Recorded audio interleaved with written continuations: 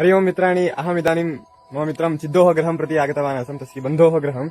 अत्र वयं द्रष्टुं शक्नुमः सम्पूर्णम् इब्बनी, कन्नडभाषायाम् इब्बनी इति वदन्ति, आङ्ग्लभाषायां फाग् इति वदन्ति, संस्कृते धूमिका इति वदन्ति। धूमिका नाम इब्बनी, मञ्जु सम्पूर्णमस्ति, द्रष्टुं शक्नुमः।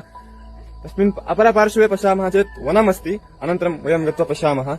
इदानीम् अहम् अस्य चिद्दोः गृहं प्रति आगतवान् आसम् इति उक्तवान्। गृहे गोष्ठः अस्ति, नाम गोशाला, तत्र गत्वा पश्यामः। एषः गोष्ठः, एतस्याः नाम सीता। अधः एकः वत्सः अस्ति, तस्य नाम गणेशः।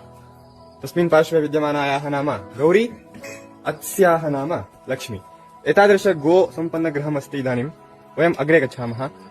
आवां द्वौ पर्वतं प्रति गच्छन्तौ आस्म, तदा एका प्राचीना दोला दृष्टा। बहु सम्यक् अस्ति, एकवारम् उपविश्य पश्यामः।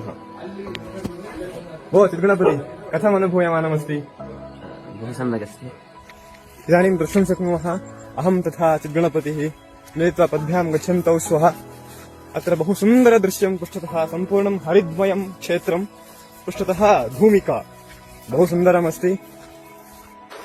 मित्राणि, अहमिदानीं कुल्यायां स्थितवान् अस्मि।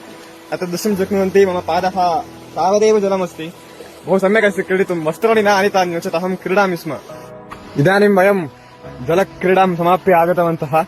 इदानीं सूर्यमहोदयः अपि उपरि आगतवान् किञ्चित्, अतः सम्यक् प्रकाशः अस्ति। अतः सर्वं समाप्य अन्ते धावन्तः बहिः गतवन्तः।